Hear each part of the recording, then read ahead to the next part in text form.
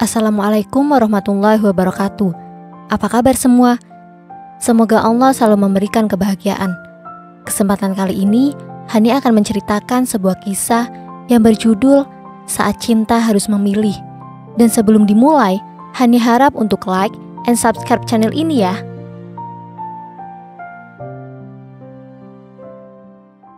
Ibu sudah sembuh, tapi belum cukup untuk bekerja lagi.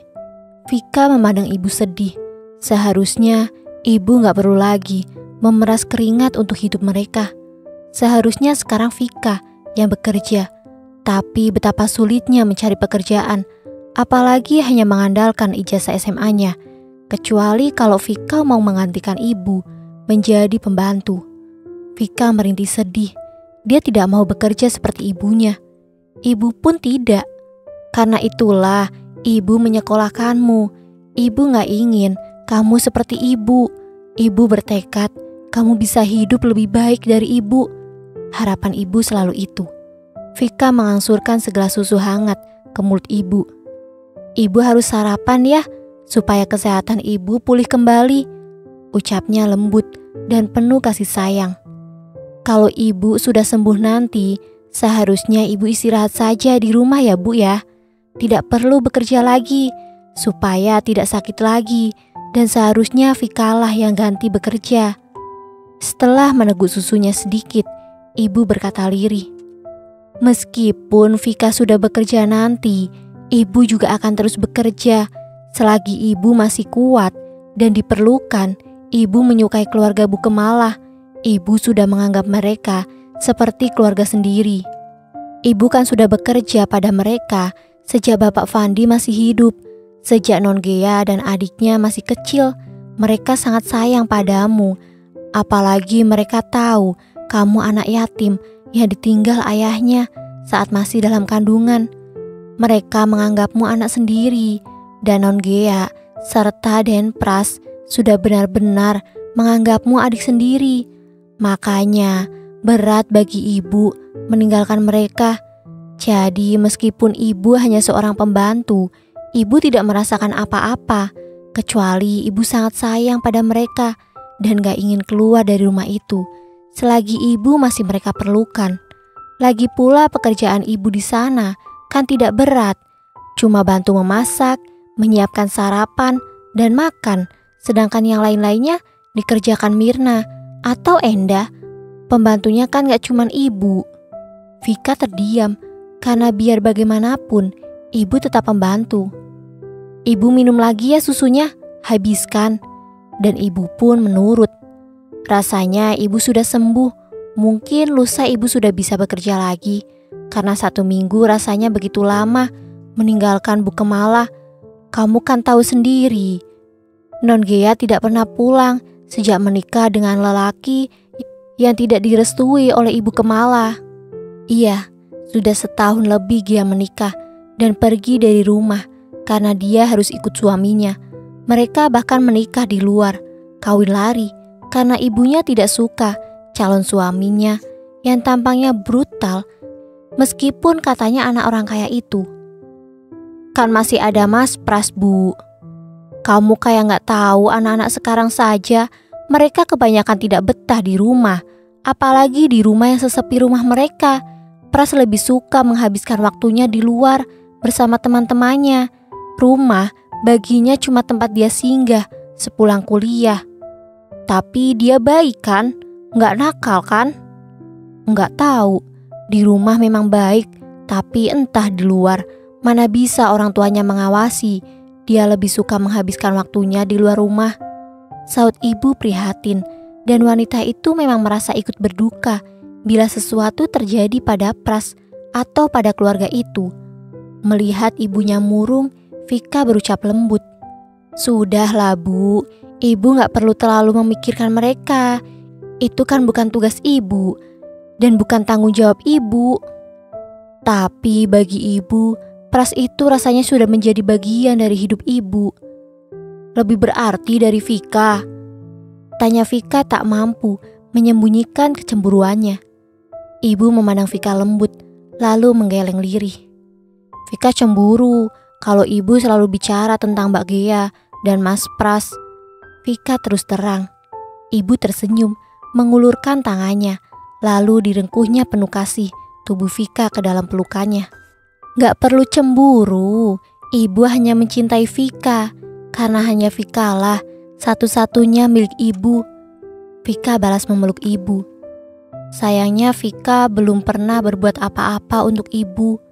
Siapa bilang? Vika gak pernah menyusahkan saja. Buat ibu merupakan sesuatu yang sangat berarti. Sore itu, Endah datang.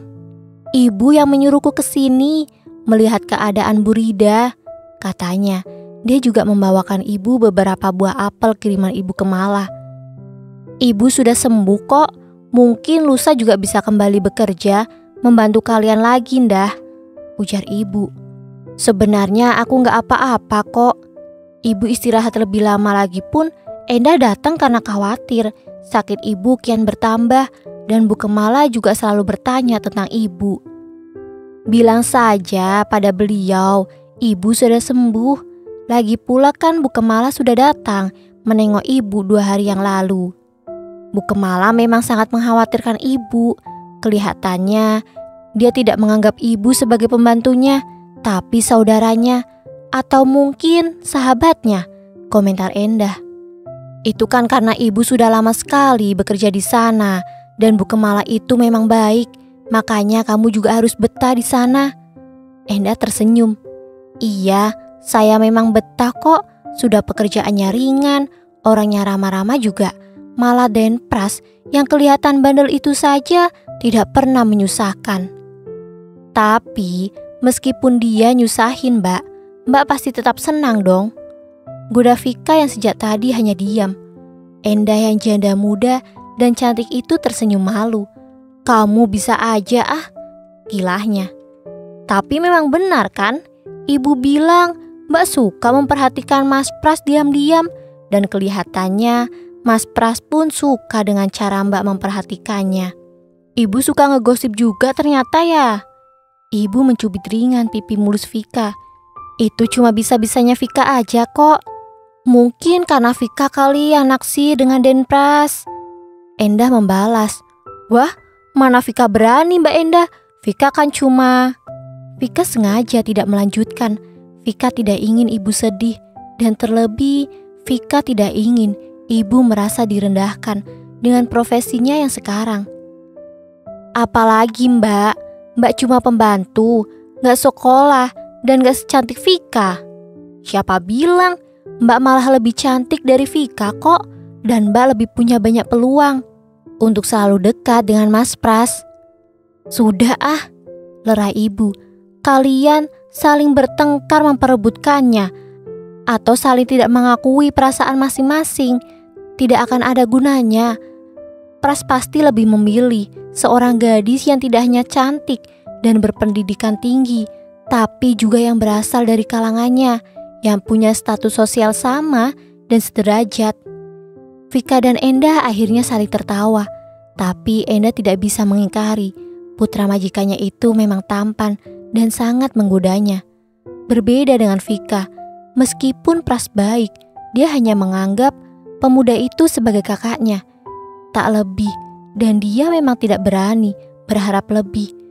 Dia tahu benar posisinya, dia sadar siapa dia dan siapa Pras. Malah Pras sudi menganggapnya sebagai adik saja. Vika sudah sangat bersyukur. Mestinya Pras pun bisa menganggapnya sebagai pembantu. Dan bila Pras berbuat begitu pun, Vika tidak akan protes, karena dia memang cuma anak pembantu. Apalagi kalian, Doni saja yang kaya tidak bisa diterima oleh keluarga itu ketika ingin menikahi Non Gea. Padahal apanya yang kurang? Kesalahan Doni cuma tidak mau melanjutkan sekolahnya. Tapi itu pun tidak bisa diterima. Sampai-sampai Non Gea nekat lari dari rumah dan ikut keluarga suaminya dan tidak boleh pulang lagi ke rumah. Ibu Kemala itu memang baik, tapi dia begitu selektif memilih menantu. Menantunya tidak boleh yang sembarangan. Mungkin harus sama kayanya dan sederajat pula pendidikannya. Dan bila ada yang berani melawan seperti Non Gea, dia lebih suka kehilangan anaknya. Jadi bila kalian menginginkan Denpras, Hanya karena dia anak orang kaya, kalian tidak akan mendapatkannya. Karena bila Denpras memilih kalian, berarti Denpras bukan anak Bu Kemala lagi. Dan kalian ya tetap miskin. Kecuali bila cinta kalian tulus, bukan karena Denpras anak orang kaya. Tapi Bu, setulus apapun cinta kami, tetap tak ada gunanya. Karena Mas Pras bukan orang tolol. Di sekelilingnya beribu gadis cantik, mengantri dengan status sosial yang sama. Jadi kenapa harus melirik aku atau Mbak Endah? Ya Mbak, ujar Vika. Tapi kalau jodoh kan bisa saja ya Bu ya. Gila Endah tak putus asa. Bila Tuhan menghendaki, tidak ada yang tidak mungkin.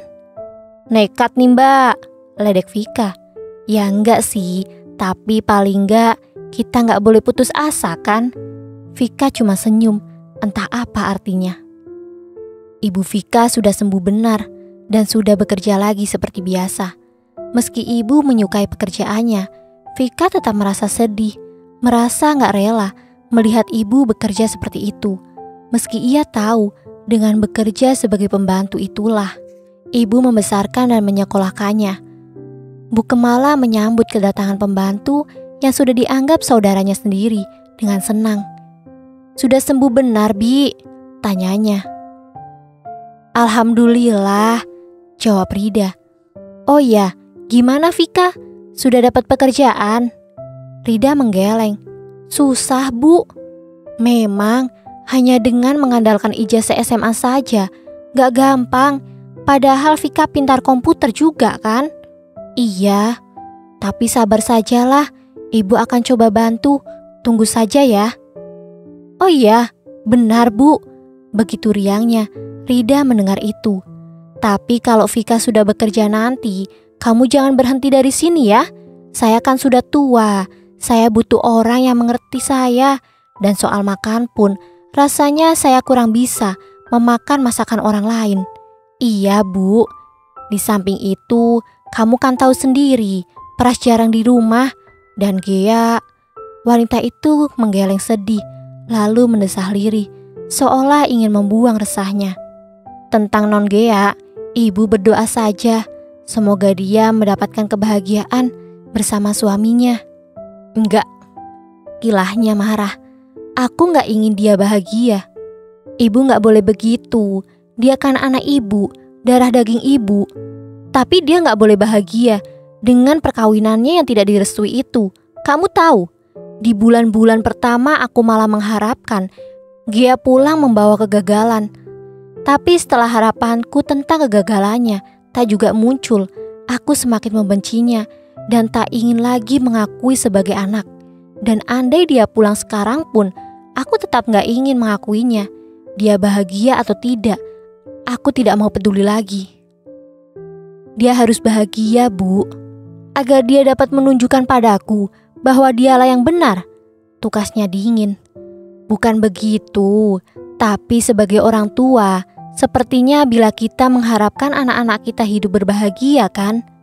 Juga bila anak itu berani menentang kita. Dia pasti tidak bermaksud menentang ibu, dia hanya ingin melaksanakan keinginan hatinya. Dia dan ibu hanya berbeda pendapat dan pemikiran. Sebenarnya gak ada niat di hatinya untuk menentang. Nyatanya dia sudah menentang. Dan Rida pun diam, tidak tahu lagi harus bicara apa. Dan aku gak ingin memaafkannya lagi. Anakku sekarang cuma satu, Prasetya. Tapi bila ia mencoba melawanku, biarlah, aku tidak punya anak lagi. Rida tidak setuju, tapi apa Bu Kemala mau mendengar bila Rida mencoba menasehatinya. Dan akhirnya dia cuma bisa diam. Non Gea? Rida memekik tertahan, melihat putri sulung Ibu Kemala yang sejak kecil sudah sangat dekat dengannya itu. Bi, wanita muda itu yang menggendong bayi dan membawa tas besar itu segera menghambur ke arah Rida.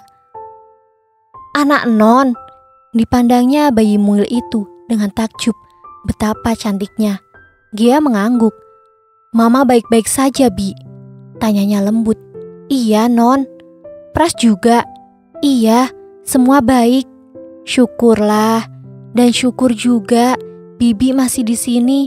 Aku kangen Bibi juga. Suaranya lirih dan sendu. Bibi juga kangen. Lebih dari 1 tahun kita tidak bertemu ya. Non bahkan sudah punya anak. Tapi kenapa datang hanya berdua? Kenapa nggak ajak suami Non? Gea menggeleng sedih. Bibi selalu berdoa Non bahagia. Tapi Mama pasti tidak mendoakan itu. Timpalnya dengan suara parau. Apa Non tidak bahagia? Dia mengerjap, berusaha menahan air matanya yang siap meluncur. Dan karena tahu Gea tidak ingin bicara banyak, Rida pun membimbing Gea untuk masuk. Bibi boleh menggendong bayinya? Tanyanya. Tentu Bi. Dan si mungil itu diserahkannya pada Rida. Duh, cantik sekali. Bibi boleh menciumnya? Rida tersenyum lembut. Tentu boleh Bi. Anggap dia cucu Bibi. Dan dia boleh memanggil Bibi nenek kan? Wah, Bibi malah merasa mendapat kehormatan, sahut Rida ceria. Gea tersenyum, merasa sedikit terhibur. Tapi tak ayal, hatinya tegang juga. Bagaimana sambutan Mama dengan kepulangannya? Menyambutnya penuh rindu seperti Bibi, atau apa Mama mau menerima aku ya Bi? Cetusnya resah. Bibi juga ragu. Apa mungkin Gea masih punya tempat di rumah ini? Kenapa tidak? Tapi kalimat menghibur itulah yang kemudian keluar dari mulut Rida. Mama kan sayang Non. Tentu Mama akan menerima Non dengan senang hati. Bibi yakin? Bibi mengangguk meski ragu. Dan mereka pun melangkah ke dalam. Gea berjalan pelan dan ragu. Dan ketegangannya memuncak ketika sampai di depan pintu kamar ibunya. Ditolehnya Bi Rida. Masuklah, Mama ada di dalam, ucap Rida. Untuk mengurangi kegusarannya, diraihnya kembali bayinya dari tangan Rida dan didekapnya erat-erat seolah takut terlepas karena tangannya terasa goyah. Bibi bawa tas Non ke kamar ya, ucap Rida lagi. Gea mengangguk. Masuklah, Mama Non pasti akan senang melihat kedatangan Non yang tak diduganya. Bi Rida tersenyum lembut. Semoga saja ya Bi. Harap Gea tak terlalu yakin pada ucapan Bi Rida. Dan setelah Rida meninggalkannya, Gea melangkah lebih dekat ke pintu. Gemetar rasanya, dia ingin mundur saja. Tapi si kecil dalam gendongannya malah menangis. Cup-cup sayang. Ditepuk-tepuknya lembut tubuh bayinya. Lalu diketuknya pintu itu. Karena ia tahu ia tidak mungkin mundur. Ia yakin Mama sudah mendengar suara si kecil. Ma, diketuknya sekali lagi. Tak ada sahutan. Ma, masih tak ada sahutan. Apalagi suara langkah-langkah mendekati pintu untuk membukanya. Ma, didorongnya pintu itu dengan nekat. Dan di dalam dilihatnya Mama sedang berdiri, seolah menentangnya. Dengan gugup Gea memandang Mama. Seharusnya Gea sadar sejak tadi kalau Mama sudah tahu kehadirannya. Mama pasti mendengar pembicaraannya dengan Bi Rida di depan pintu kamar. Dan selama mereka terus bicara, selama Gea menenangkan hatinya, Mama pun pasti sedang bersiap-siap menghadapi kehadirannya. Dan bukan Mama bila ia tak menunjukkan kekerasan hatinya. Apa ada yang mengundangmu pulang? Dingin sekali suara itu. Dia menghentikan langkahnya. Kalau sudah membenci seseorang, tak mudah bagi Mama untuk mengubah perasaan itu. Dan Mama termasuk orang yang sulit memaafkan kesalahan orang lain. Tapi begitu jugakah ia pada anaknya sendiri? Gea mencoba memberanikan diri, memandang wajah Mama. Ma, kamu pulang untuk membuktikan pada Mama bahwa kamu pun ternyata bisa hidup tanpa Mama. Juga ingin mengatakan pada Mama bahwa tanpa restu orang tua pun kamu bisa hidup bahagia. Suara Mama masih sinis dan sedingin tadi. Gea menggeleng. Gea malah ingin meminta maaf pada Mama dan ingin mengatakan pada Mama kalau Mama benar, kalau Doni memang bukanlah orang yang tepat untuk Gea, seperti kata Mama dulu. Dan isaknya pecah. Bayi dalam gendongannya pun ikut menangis. Tapi itu tidak menyentuh hati Mama, tidak mengusiknya sedikit pun. Ma, Mama mau kan memaafkan Gea dan mau juga menerima cucu mama ini. Dipandangnya sendu wajah mama setelah ia menyusut air matanya. Enggak, mama sudah menganggap kamu gak ada lagi sejak kamu putuskan untuk menikah dengan Doni. Dan dia bukan cucu mama. Ma, jangan ganggu mama lagi, Gea. Hati mama baru saja tenang karenamu dulu. Jadi jangan usik lagi. Untuk itu, pergilah. Kemana, Ma? Kenapa tanya mama? Dulu kamu selalu bilang kalau kamu sudah dewasa dan bisa mengatur sendiri hidupmu, kan? Tukas mama ketus. Ma, Gea mengaku salah. Gea minta maaf, Ma. Dia melangkah ke arah mama, lebih dekat. Dia berjongkok, bersimpuh di kaki mama, sementara tangan kirinya memegangi bayinya. Tangan kanannya meraih kaki mama. Tapi sebelum ia mencium kaki mama, mama menarik kakinya menjauh. Pergi, Gea. Suaranya lirih, tidak berteriak menggelegar, tapi di telinga Gea itu tetap saja menyakitkan. Ma, Gea minta maaf. Gea memohon ampun. Jangan sekarang, mama belum bisa. Kecewa mama belum hilang. Mama tega. Dulu kamu juga melawan mama dan mau meninggalkan mama untuk Doni. Tukas mama getir. Tapi Gea telah menyesal, Ma. Dan sekarang Gea ingin pulang. Terlambat. Mama sudah terlanjur menganggapmu hilang. Cetus mama lebih lirih. Dan anak mama yang hilang itu sekarang sudah mama temukan. Mama tidak merasa begitu karena mama telah menganggapmu tak akan pernah kembali. Si kecil menangis kian keras, seakan ingin meminta perhatian dan belas kasih neneknya. Tapi sang nenek ternyata sudah tak bisa lagi membagi cintanya pada si kecil. Gea bangkit perlahan. Didekapnya kian erat bayinya setelah ia menyusut air matanya. Sekarang keluarlah. Lupakan kalau kamu pernah lahir dan besar di sini. Ma, lupakan kalau kamu pernah punya ibu yang telah melahirkanmu. Mama jangan begitu, Ma. Gea datang untuk mama, untuk minta maaf. Gea bahkan rela pergi dari Doni karena mama. Karena Gea. Pergi, Gea. Pergi. Mama berteriak, kian marah. Tak diberinya Gea kesempatan untuk bicara. Hatinya masih sakit mengingat betapa Gea telah berani menentangnya untuk Doni.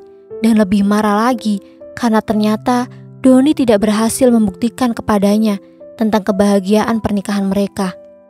Gea berbalik dan dia tidak tahu akan pergi kemana. Dia telah bertengkar hebat dengan Doni. Bahkan beberapa bulan terakhir mereka memang hanya bertengkar. Masalahnya bukan karena Doni tidak setia atau tidak lagi mencintainya, tapi karena dia ingin Doni datang pada mama, meminta maaf, dan meminta mama menerima mereka dan menerima bayi mereka sebagai cucunya. Aku gak bisa, Gea, teriak Doni. Aku gak mungkin ngemis-ngemis pada mamamu seperti dulu. Dulu saja aku masih sakit bila mengingat perlakuannya padaku. Kenapa sekarang kamu memintaku datang lagi? Aku ingin tenang, Don. Aku ingin menghapus rasa bersalahku pada mama. Gea memberi alasan. Tapi waktu kamu suruh aku datang padanya, lebih baik aku kehilangan kamu. Dan kalau sekarang kamu terus saja memikirkan mamamu, kamu pulang saja. Dan pertengkaran itu terus berlangsung. Hingga Doni tak betah lagi di rumah. Ia jarang pulang dan Gea akhirnya memutuskan untuk kembali ke rumah. Tapi di sini mama tidak menerimanya. Padahal Gea telah bertekad untuk meninggalkan Doni demi mama. Ya Tuhan, kenapa aku selalu salah memilih? Keluh hatinya pedih. Non Gea? Non mau kemana? Rida mengikuti langkah Gea dari belakang ketika Gea keluar rumah.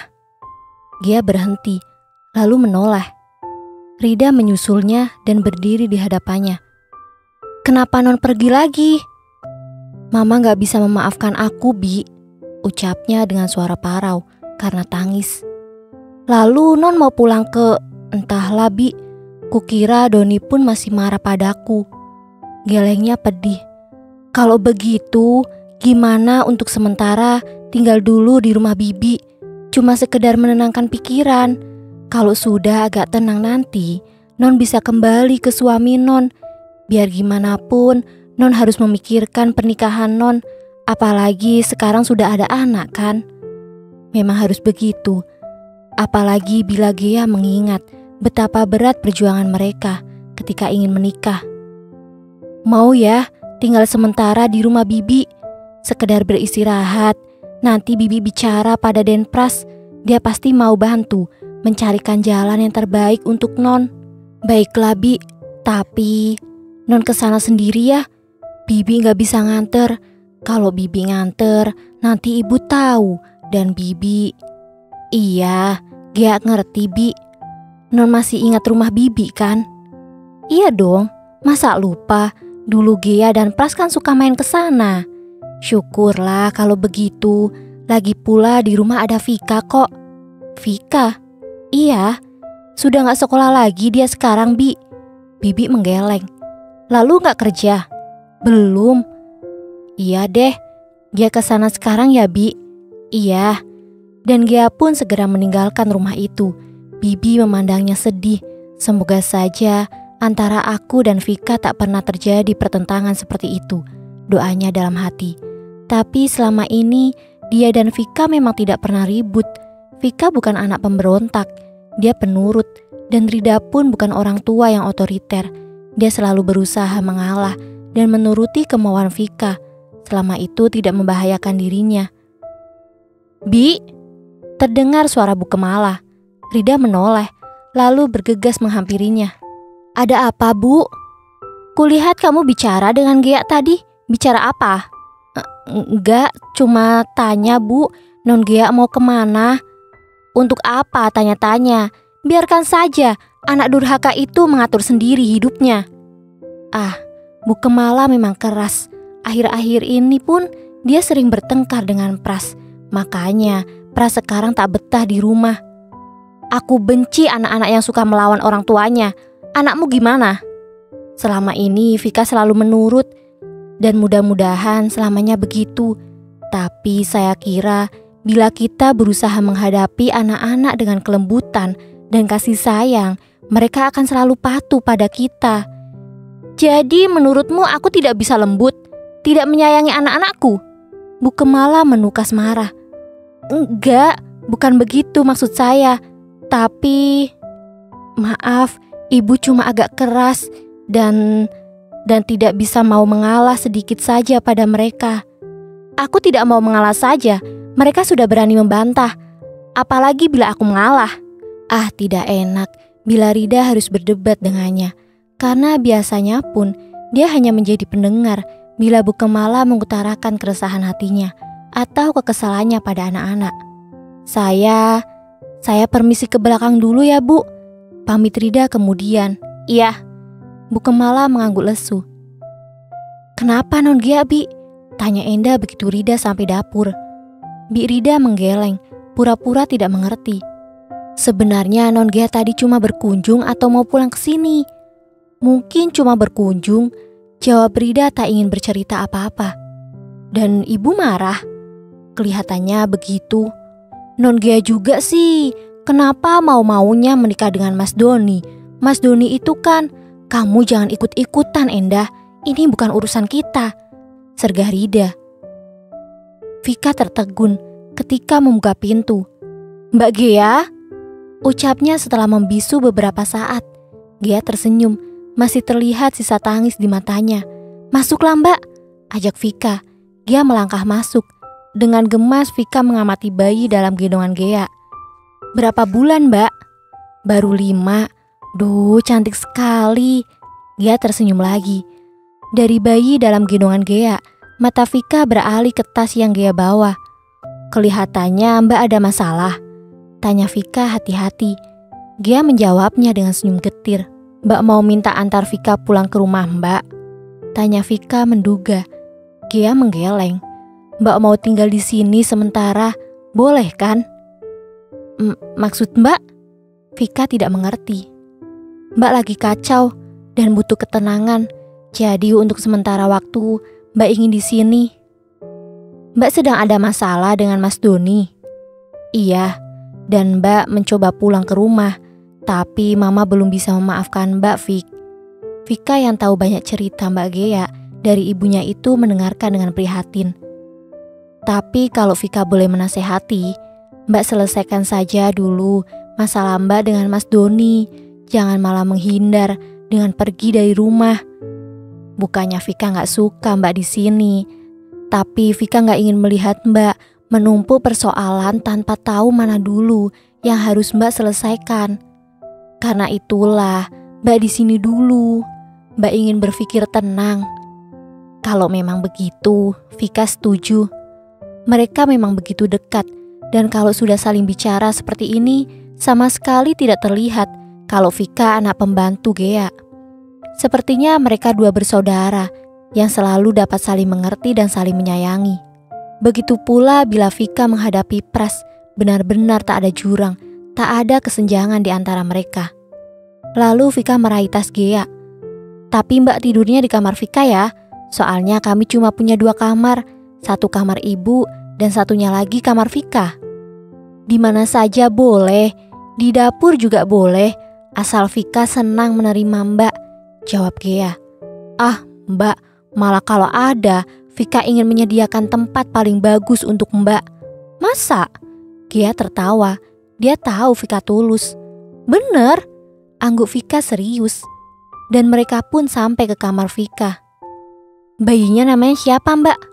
Putri. Wah, manis sekali. Putrinya boboin dong Mbak, tidur kan? Iya.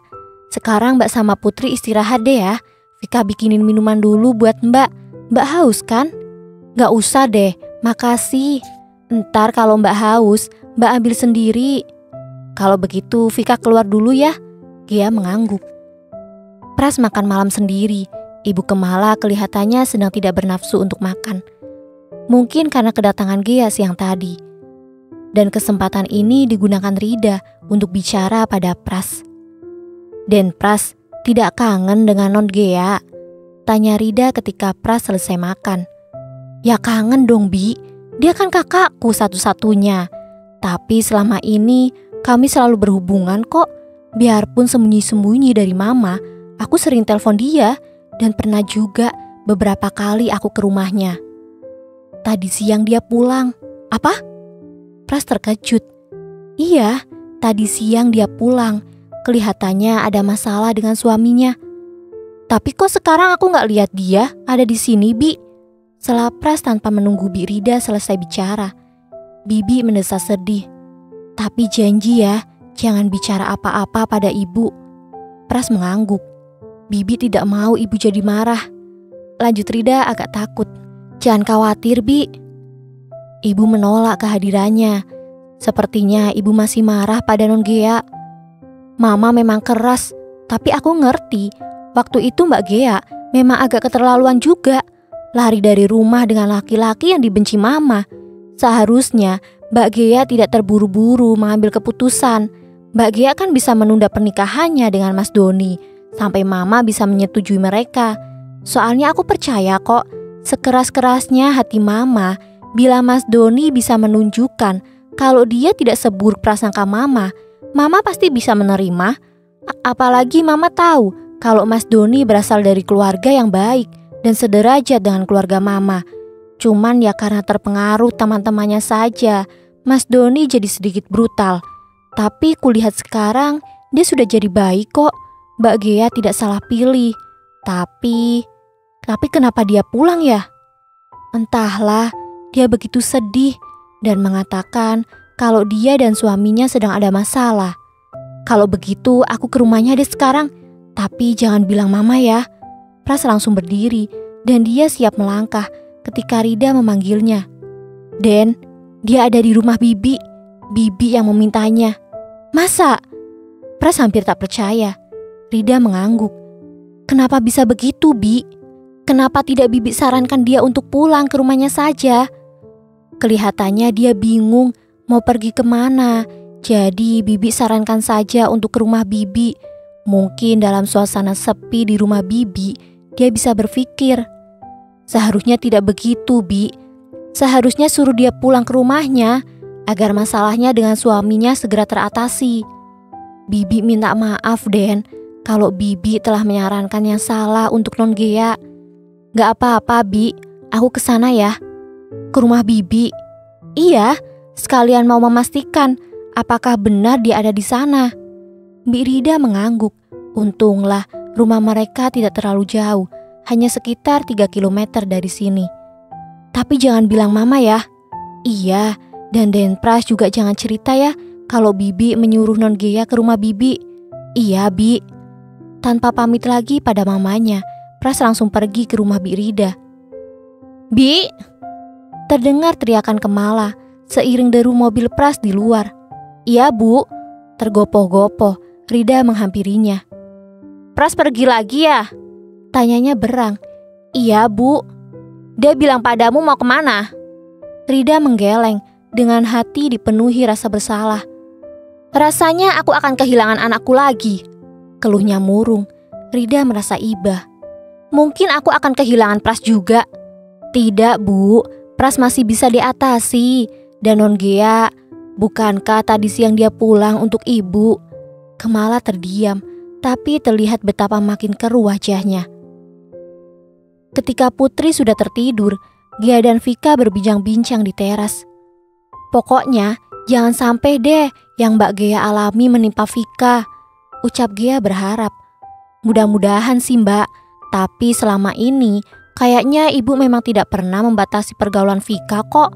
Vika boleh berteman dengan siapa saja. Dan untuk pacar, kayaknya begitu juga. Mungkin karena ibu sadar kami cuma orang miskin. Tapi tetap harus memilih yang baik kan? Jangan seperti Mbak. Mbak memilih asal Mbak dan dia saling cinta saja dan gak peduli larangan orang tua. Akhirnya ya begini deh. Mas Doni ternyata gak bisa berubah. Masih suka keluyuran, masih suka nongkrong-nongkrong. Pokoknya masih suka melakukan kebiasaan lamanya deh. Padahal Mbak ingin dia berubah agar Mbak bisa membuktikan pada Mama kalau Mas Doni tidak seburuk dugaannya. Mas Doni pasti berubah kalau Mbak selalu mengingatkannya. Apalagi sekarang kalian kan sudah punya anak. Bulan-bulan pertama pernikahan kami, Mas Doni memang begitu menyenangkan. Dia gak minum lagi, gak ke disko lagi, gak ngebut-ngebutan lagi. Pokoknya dia baik dan bertanggung jawab. Tapi begitu lahir Putri, Mbak selalu bicara tentang Mama. Mbak selalu mengatakan kalau Mbak rindu sama Mama dan ingin pulang agar Mama bisa melihat cucunya yang baru lahir. Mas Doni mengizinkan, tapi Mbak meminta dia tidak hanya mengizinkan, tapi juga mengantar, sekalian menunjukkan pada Mama betapa Mas Doni telah berubah sekarang. Tapi Mas Doni malah marah dan mengatakan kalau saat ini dia masih benci dengan Mama. Tentu saja Mbak sakit hati. Akhirnya kami selalu bertengkar hingga kemarin dia mengusir Mbak. Kalau begitu Mbak dong yang salah. Mbak terlalu banyak menuntut, komentar Vika. Iya, Mbak juga sadar sekarang. Apalagi mengingat perlakuan Mama pada Mbak siang tadi. Ternyata Mas Doni benar. Mama gak akan bisa menerima kami secepat ini. Karena itu Fik, Mbak ingatkan kamu, kelak kalau kamu memilih suami, sebaiknya pilih yang gak cuma baik di mata kamu, tapi juga di mata ibumu, supaya gak ada perselisihan. Dan mereka masih terus bicara ketika terdengar ketukan pintu. Vika bergegas bangkit dan berjalan ke depan, dan ketika ia membuka pintu, Pras berdiri di sana. Malam Fik, sapanya manis. Mbak Gea ada di sini kan? Iya, masuk Mas. Pras melangkah masuk mengikuti Vika. Dia nggak apa-apa kan Fik? Enggak, dia baik-baik aja kok. Putrinya juga. Iya, malah lagi tidur sekarang. Pras? Gea berseru kaget, campur senang ketika Pras sampai di ruang tengah, di mana dia sedang duduk terpekur sendirian. Dia segera berdiri dan menghambur ke arah adiknya, dan dipeluknya penuh sayang. Pras yang sangat disayangi dan dirindukannya itu. Pras membalas pelukan Gea sama eratnya. Ada apa Mbak? Apa yang sebenarnya telah terjadi? Dan kenapa ada di sini? Pras bertanya beruntun begitu pelukan mereka terlepas. Gea duduk sebelum menjawab dan Pras pun mengikutinya. Vika yang merasa tak diperlukan lagi segera berlalu dari sana. Tapi sebelum beranjak, saya buatkan kopi ya Mas. Air putih aja deh Fik. tahutnya. Bibi ya yang kasih tahu kamu aku ada di sini? Tanya Gia murung. Iya, Gia mendesah lirih. Apa yang sebenarnya terjadi? Pras mengulangi pertanyaannya. Mbak dan Mas Doni ribut terus akhir-akhir ini. Karena Mas Doni balik lagi kayak dulu. Sebenarnya enggak. Mbak yang membuatnya seperti itu. Mbak yang membuatnya tidak senang bila di rumah. Mbak selalu bicara tentang mama. Padahal sakit hatinya pada mama masih belum terobati. Tapi Mbak selalu mendesaknya untuk datang ke rumah mama dan meminta maaf. Sampai dia benar-benar marah. Dan lagi-lagi Mbak harus memilih. Ketika Mas Doni benar-benar marah, Mas Doni meminta Mbak pilih dia atau mama. Sama seperti ketika Mbak marah waktu itu. Mama memberi Mbak dua pilihan, mama atau Mas Doni. Dan Mbak selalu saja salah pilih. Dulu Mbak harus memilih Mas Doni sampai mama membenci Mbak. Dan sekarang Mbak harus memilih mama, padahal mama masih sangat marah pada Mbak. Dan Mas Doni malah Mbak tinggalkan. Seharusnya kalau Mbak harus memilih mama, bukan sekarang saatnya, tapi dulu. Tapi Mbak salah pilih lagi. Akhirnya sekarang Mbak jadi gak punya siapa-siapa. Mbak masih punya Pras kok.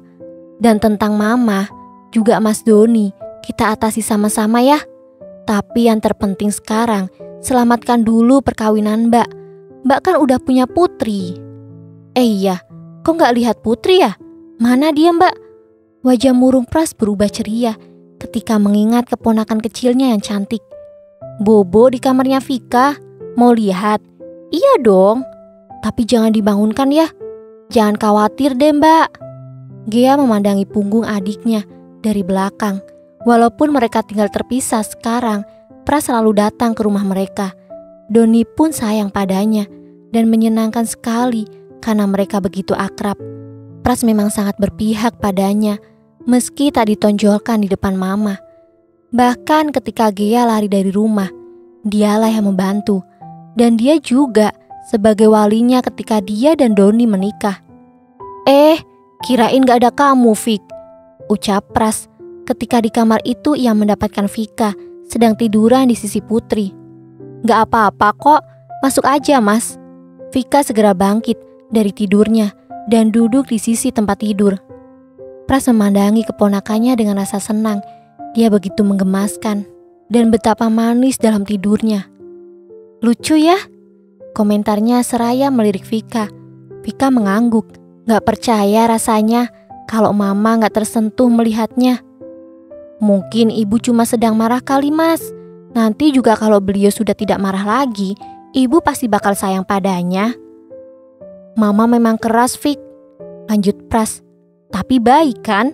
Buktinya keluarga kami saja bisa dekat seperti saudara. Padahal ibu Vika kan cuma pembantu. Tapi kalian menganggap kami seperti saudara.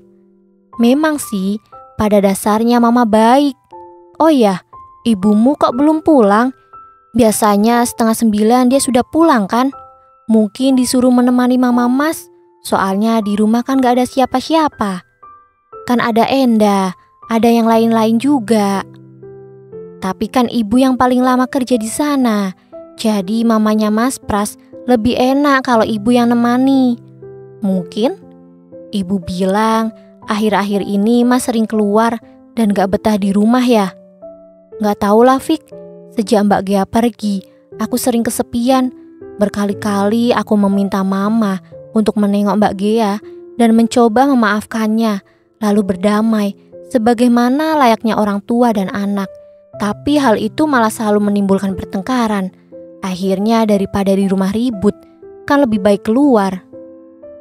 Kok jadi kayak Mbak Gea dan Mas Doni? Iya ya, Pras tersenyum kecut. Oh ya, kalau pacar Mas Pras gimana?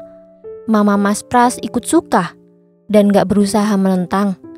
Alhamdulillah Fik, Mama suka dia. Mama bilang Devi cukup memenuhi syarat untuk menantu Mama.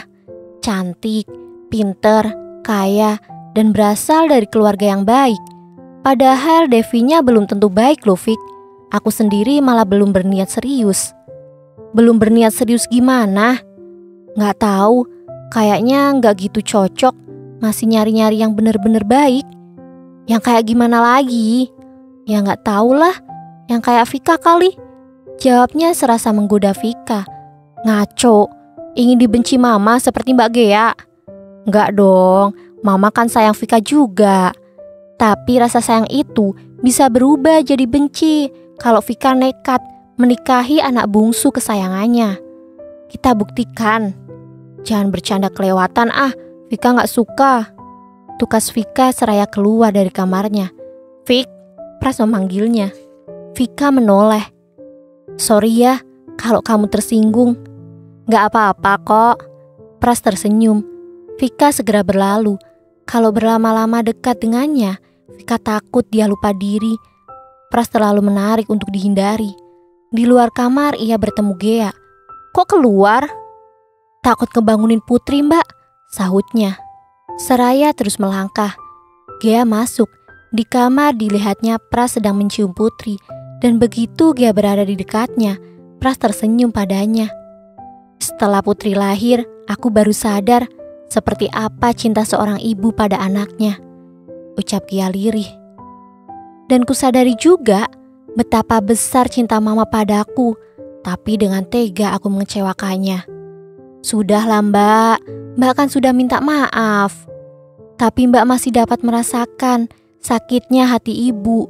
Ibu pasti kecewa sekali kalau anak yang telah dilahirkannya dengan menyambung nyawa itu tega menentangnya, melawannya hanya karena cinta seorang laki-laki. Tapi cinta Mas Doni juga sama tulusnya mbak, sama agungnya, dan perlu juga diperjuangkan bila ada yang berusaha menentangnya.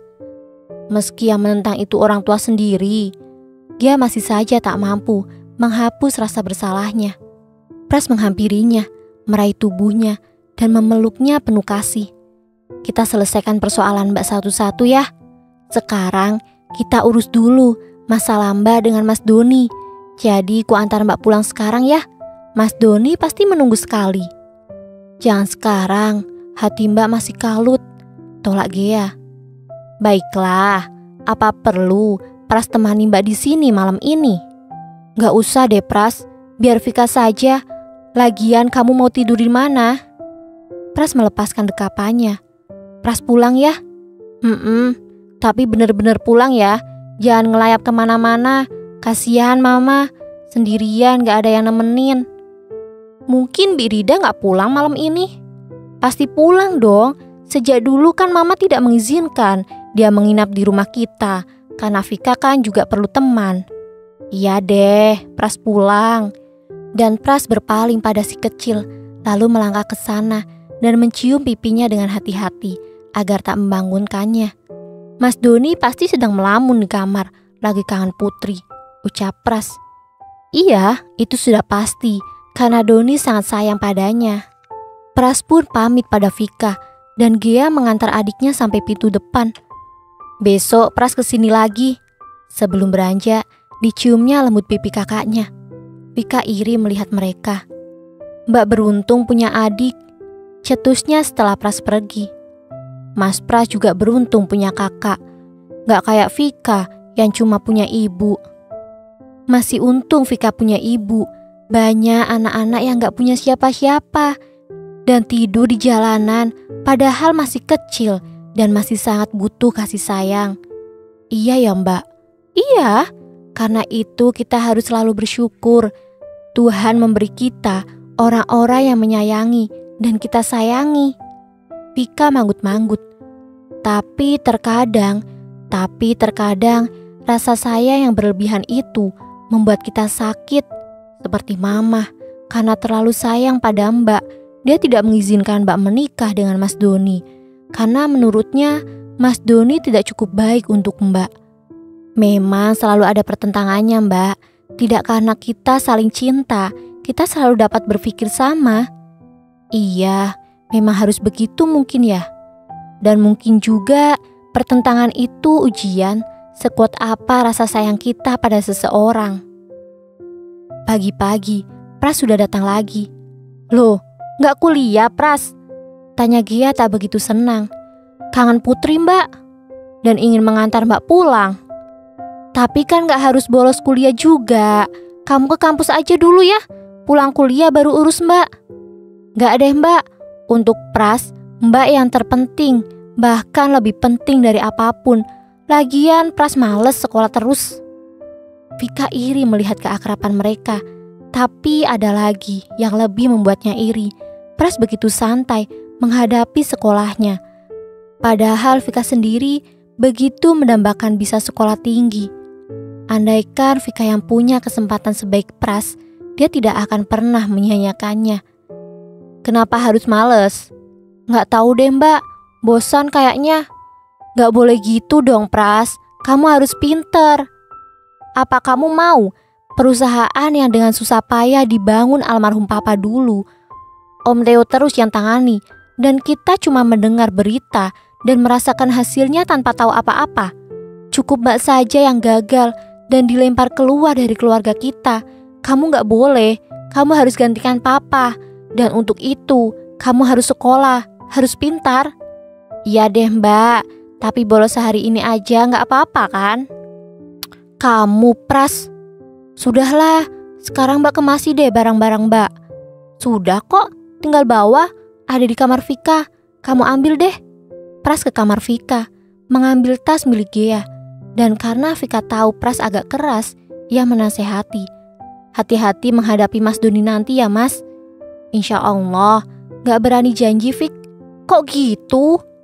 Ya tergantung situasinya dong. Kalau Mas Doninya menyambutku baik, masa aku mau kasar sama dia? Tapi kalau dia berlaku kasar, aku kan gak mungkin diam saja. Tapi kalau bisa sih, Mas Pras harus lebih berhati-hati. Dia kan sedang guncang. Itu sih gimana nanti aja Fik, saut Pras seraya meraih tas Gea dan membawanya keluar. Vika ikut di belakangnya. Sudah bilang ibu kan kalau Mbak Gea mau pergi hari ini? Tanya Vika pada Gea. Sudah, subuh tadi sebelum ibu Vika ke rumah mama, Mbak Gea bilang kalau Mbak pergi hari ini. Oh, kalau ada apa-apa kembali lagi ke sini ya Mbak. Kamu berdoa yang enggak ya?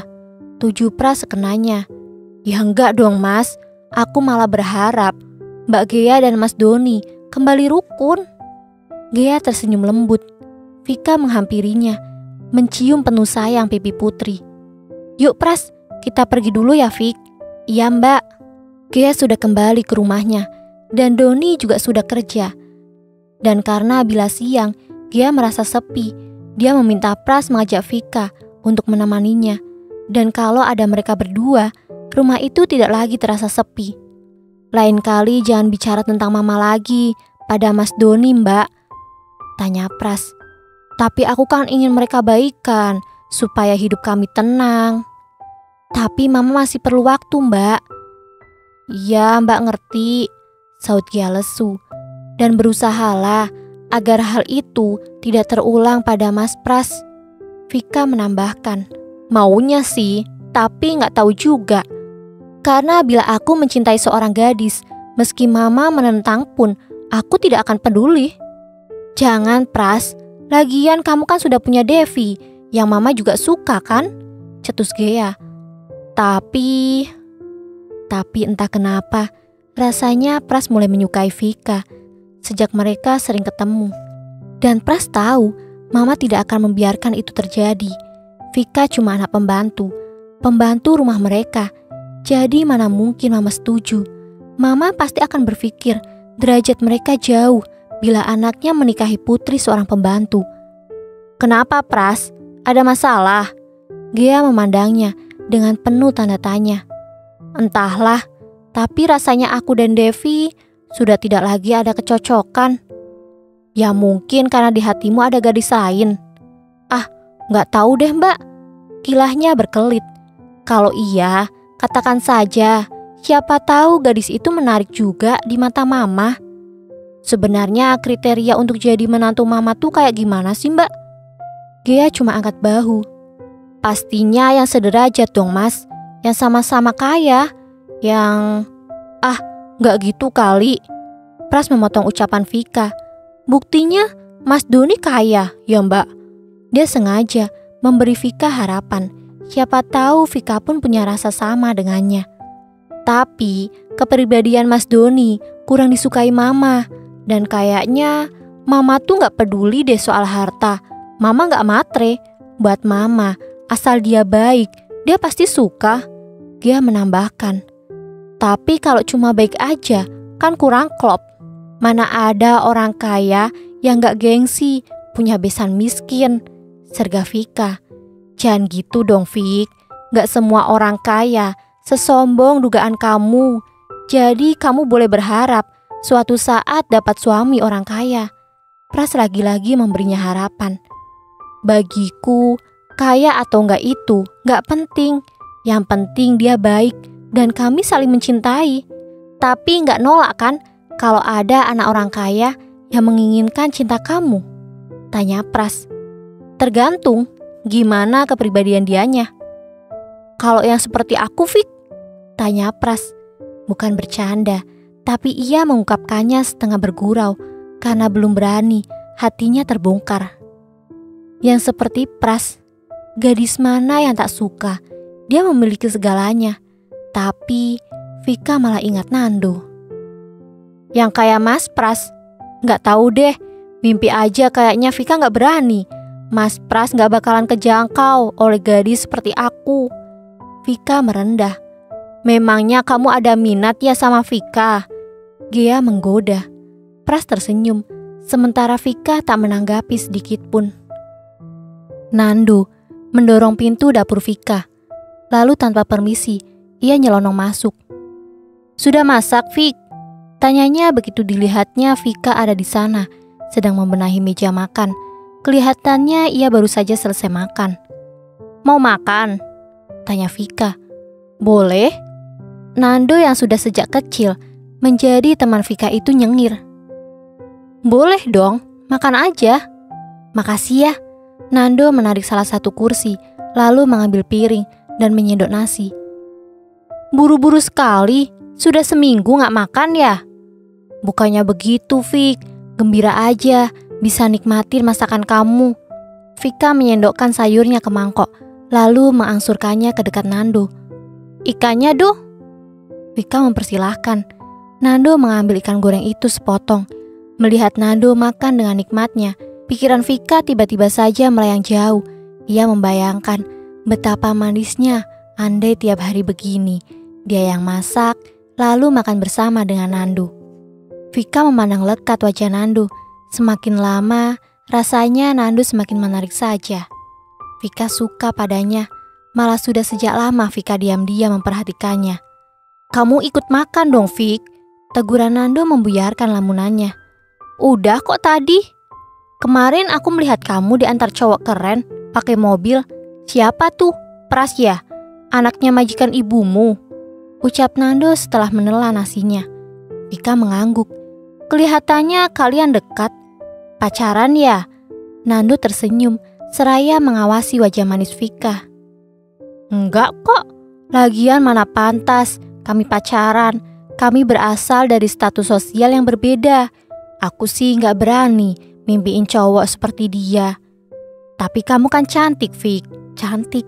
Ketika orang lain yang memuji, Vika menanggapinya biasa-biasa saja. Tapi ketika Nando yang mengatakannya, ada yang berbeda di sini, ada yang lain, dan rasanya sulit dilukiskan. Kamu dan Pras serasi kok. Orang lain yang gak tahu siapa dia dan siapa kamu gak akan berpikir macam-macam, kecuali iri dan cemburu. Nando memandang wajah cantik Vika. Kamu terlalu memuji. Vika mengibaskan tangannya ke depan wajah Nando. Supaya aku ngasih kamu makan lagi kan? Nando malah tertawa dan dia melahap kembali masakan Vika. Vika menuangkan segelas air putih untuknya. Kamu kapan mau kerja, Doh? Tanya Vika. Masih males, Vik. Aku punya kabar bagus buat kamu. Katanya tiba-tiba. Tentang kerjaan. Nando menggeleng. Lalu diraihnya gelas di dekatnya dan diteguknya isinya. Dan setelah meletakkan kembali gelasnya, dia berucap, ada cowok cakep di rumahku. Masih saudara ayah. Siapa tahu bisa kamu gaet. Kamu kan belum punya pacar. Kamu bilang Pras gak cocok buat kamu. Jadi kalau yang saudaraku ini pasti cocok deh. Aku kenalkan ya, kamunya yang ke rumahku atau dianya yang ku ajak ke sini. Nando nyerocos, begitu semangatnya. Enggak ah, saut Vika tak bersemangat. Kenapa? Vika memandang sendu wajah Nando. Kenapa dia tidak mau mengerti perasaan Vika sih? Pikir Vika gemas. Karena Pras kan? Tuduh Nando. Vika menggeleng. Merasa punya peluang untuk jadi pacarnya kan? Mas Pras sudah punya pacar kok. Lagian kamu mikir dong, masa Mas Pras mau pacaran dengan anak pembantunya? Vika menukas kesal. Tapi kamu kan cantik, Vik. Kalau kamu tahu aku cantik, kenapa bukan kamu saja yang menginginkan jadi pacarku? Tapi kalimat itu tidak dikeluarkannya. Dia menelannya kembali sebelum meluncur dari mulut mungilnya. Makasih makan siangnya ya, Vik. Aku pulang dulu. Nando bangkit dari kursinya setelah perutnya terisi. Jadi cuma untuk ikut makan Nando kesini. Apa gak pernah rindu sama Vika? Seperti Vika yang selalu rindu padanya. Nanti malam aku boleh datang gak?